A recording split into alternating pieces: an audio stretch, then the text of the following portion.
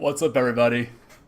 It's Alex, once again with another episode of the EOT Newsflash, the 100th episode of the EOT Newsflash. It has taken 4 years to get to this point, and I can't help but be a little nostalgic at this point. I can think back to the very first day I did this. I did the very first episode to my phone in my car driving to a client meeting for work. That was right when Battle for Zendikar, the spoilers had just started for that set. 2015. It's been 4 years, and obviously there's been a lot that has changed. Obviously there have been format changes. You know, we went to Podbean for a couple episodes, which nobody listened to that. Then to MTG Cast, and that's where everything just kind of exploded. You know, if I still have the video up of me tallying up the listens and the plays of those first couple of months of episodes, over 9,000 plays on those audio podcasts, and I couldn't be more proud of that. Obviously, you know, some stuff's happened to MTG Cast where they've had some security issues, and a lot has been lost there, unfortunately. And I do hope, I haven't gone back to check honestly, but I do hope a lot of it's still there. Obviously, we've gone to a video format here. I've moved halfway across the country. You know, it's been difficult to get schedules succinct. It's been difficult, you know, just to keep content coming, you know, as life changes. And, you know, I appreciate everybody who's been out there listening and watching still, and, you know, wondering when is he going to come back? And, you know, so again, yeah, you have to the sappiness. I have to apologize for, but it's been a heck of a ride, and you know, it's interesting. I think back to the best friends that I made living back in Texas were because of Magic. And when I moved out here to Florida, the first thing I wanted to do was find more friends who played Magic, and I did. And so, you know, that's kind of been the one universal constant in my life for the past 4 or 5 years has been Magic, and it's magic is what it is. It's truly magical. So if you've been listening since the beginning, or have just started watching the videos, or have gone back and listened to the old archive stuff on MTG Cast, thank you so much for listening. And I cannot be, I'm really quite humbled by what we've created here. And, you know, here's to 100 more. I can only cross my fingers. Here's to 100 more. As long as Magic sticks around, I'm going to keep doing these silly videos.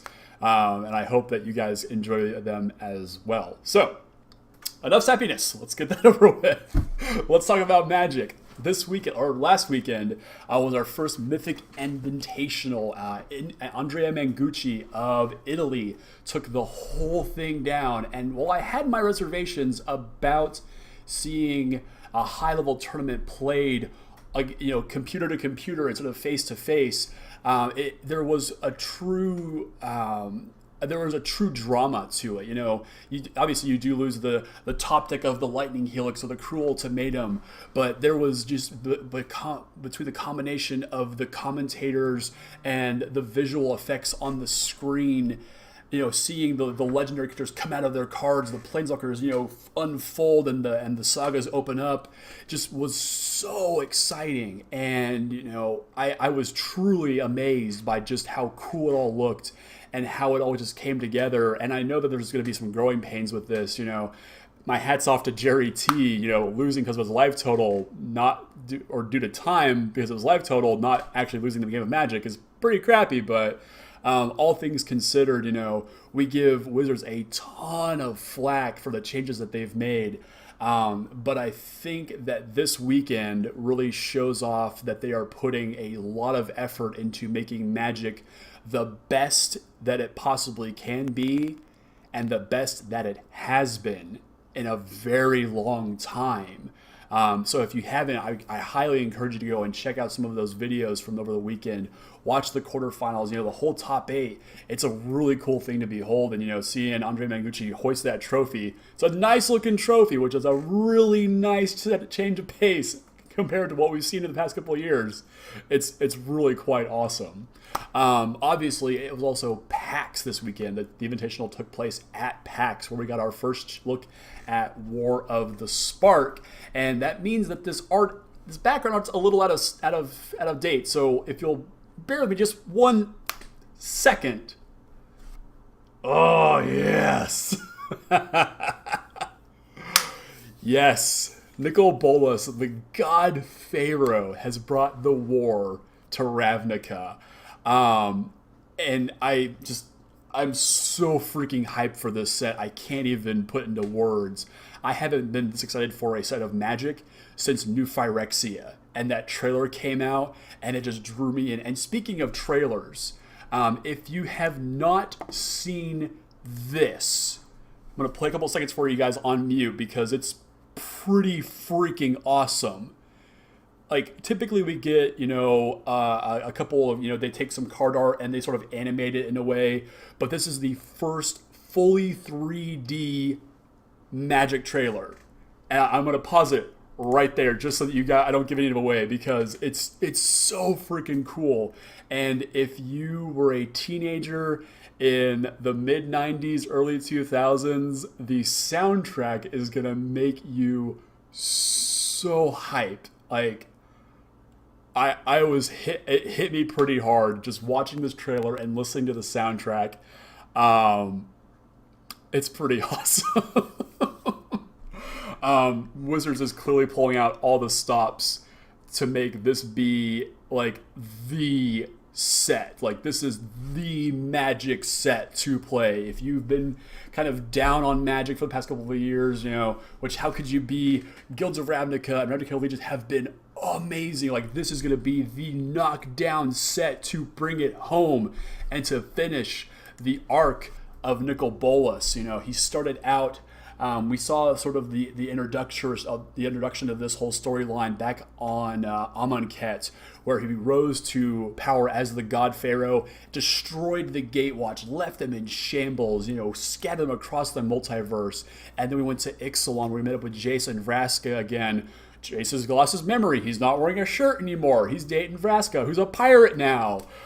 Just all kinds of wild things. We get to see Nicol Bolas, so his agents harness the immortal sun, all to bring it to Ravnica and set the trap to draw all the Planeswalkers in existence. Well, maybe all of them, but most of the Planeswalkers in existence to Ravnica for one goal: to take their sparks and attain absolute power.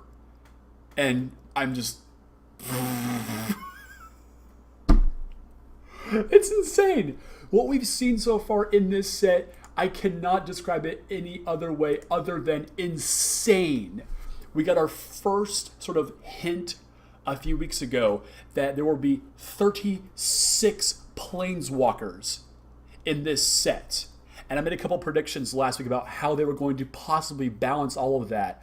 I guessed some Planeswalkers with ETB effects, some Planeswalkers that only had minus effects, some that had, or different rarities and stuff like that, mostly uncommons. But I'm like, and it turns out I was right about all of that. I got it all right, which is high five to me. So we're going to look at a couple of those cards here in just a minute, and a couple of the other spoilers and some mechanics for War of the Spark, because this set is just looking awesome. And I'm not going to sell anymore. Let's just get right into it. First up, our first spoiler, one of our first Planeswalkers and a key figure of the set is Liliana, the Dread Horde General. What is the Dread Horde? We'll get to that in a minute. 4 black, legendary Planeswalker, Liliana, mythic rare, 6 starting loyalty. Whenever a creature you control dies, draw a card. These are static abilities on Planeswalkers, and you'll see the template shift as we move down the rarities. That's right, we're moving down rarities for the first time with Planeswalkers ever. And all the mythic ones have approximately 4 abilities, give or take. There's some different ones that we won't talk about tonight, but if you go check them out online, you will see that the mythic rarity is where the bombs absolutely are. One in particular that I'm absolutely terrified about playing with in Limited, but absolutely excited to crack it and unleash its power. So again, Liliana, you +1, you make a 2/2 black zombie creature token. -4, you get Barter in Blood. Each player sacrifices 2 creatures. And -9, each opponent chooses a permanent they control of each permanent type and oh my god, it hits lands. Ooh.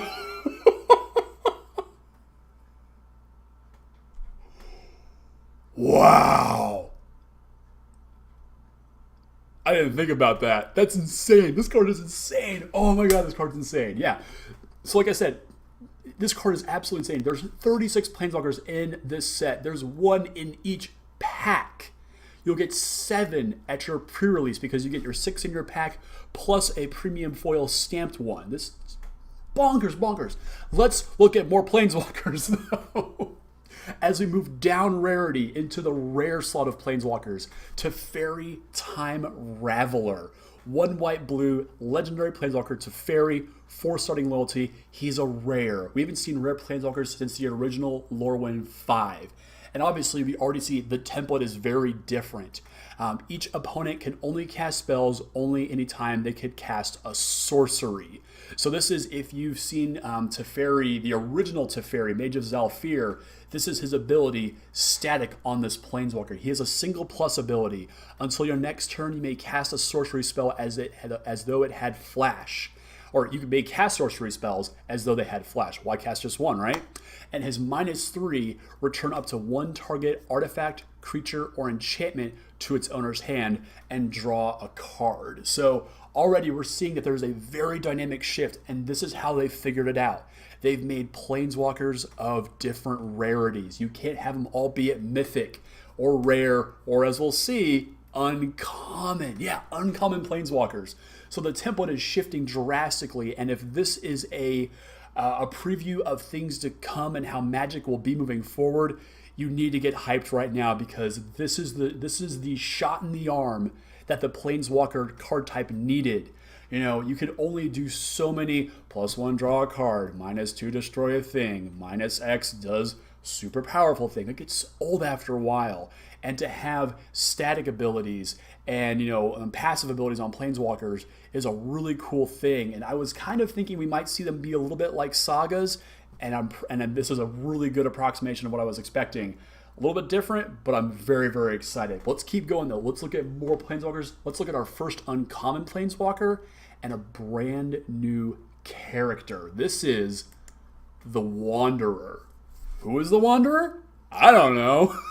I have some theories. You can go onto Reddit and probably find the Who is the Wanderer thread, and it's interesting. It's interesting. So, the Wanderer, 3 and a white legendary Planeswalker, has no name. Uncommon Planeswalker, 5 starting loyalty. Prevent all non-combat damage that would be dealt to you and other permanents you control. So burn spells, out. Pretty cool effect here. -2 allows you to exile target creature with power or 4 or greater. So the Wanderer is removal on a stick. Yes! And what we're going to see is that all uncommon Planeswalkers follow this template. I won't look at them all tonight. We'll look at those during the set review. That's going to happen again, of course. We see a static passive ability on them and a minus ability. Now, what's interesting though, it's -2. It has 5 loyalty. It ticks down to 1. What good is it anymore? Obviously Planeswalkers are always a good deterrent from your opponents attacking you because they want to get rid of it. But it seems kind of weird that the Wanderer here goes down to 1 loyalty and would just sit there, right? So what do you think they did to fix that? How do you get around that? Well, they're reintroducing one of my favorite mechanics of all time. Proliferate. Proliferate is back in Standard, or just Magic in general. And the first card we've seen this on is Karn's Bastion. It's a land, it's a rare, taps to add a generic colorless mana, but you can pay 4 and tap it and proliferate, which lets you choose any number of permanents and or players, because that counts, because you have things like experience counters, poison counters, that's all fun stuff right there, and then give each another counter of a kind they already had. So a +1/+1 counter, done. A loyalty counter on a Planeswalker, done. A -1/-1 counter, done. A poison counter on a player, done. Experience counters for commander, done. This is this is already a good sign. And if we see anything like the cards we saw in New Phyrexia, where Proliferate was first introduced, we had card draw that had Proliferate. We had burn that had Proliferate. Removal that had Proliferate. Just straight up just proliferate mechanic on artifacts. This is how we're going to power up these Planeswalkers and make this be one of the most mechanically and just probably maddening limited formats you'll ever play in because of how many walkers are going to be in this set, constantly ticking down, constantly ticking up. Left is right, up is down, cats and dogs living together. Bankman, get a hold of yourself. This is so freaking wild.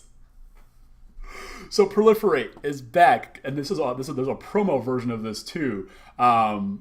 It's so freaking wild. So the other mechanic that we've been previewed in War of the Spark is something really cool and ties into Nicol Bolas and his army of minions, because he's used the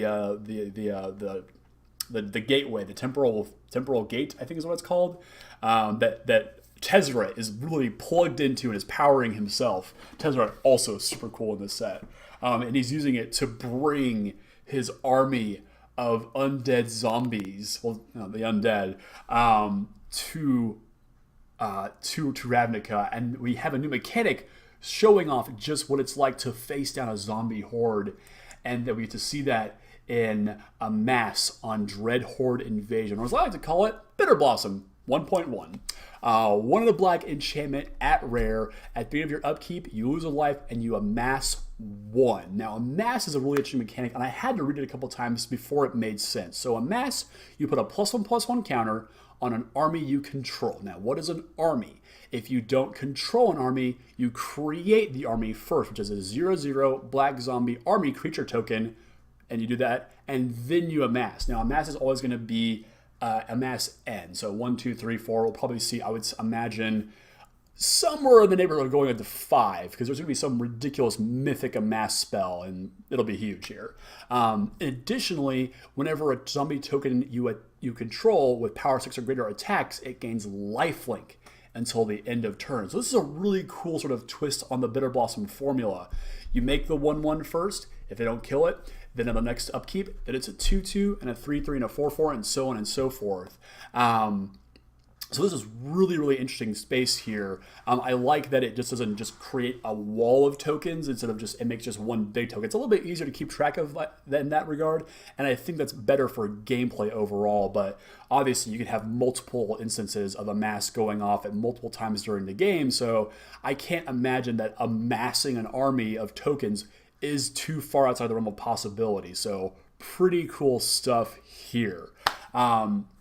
And I believe that's all the mechanics that we're getting in this set. Obviously, Planeswalkers are a huge mechanic.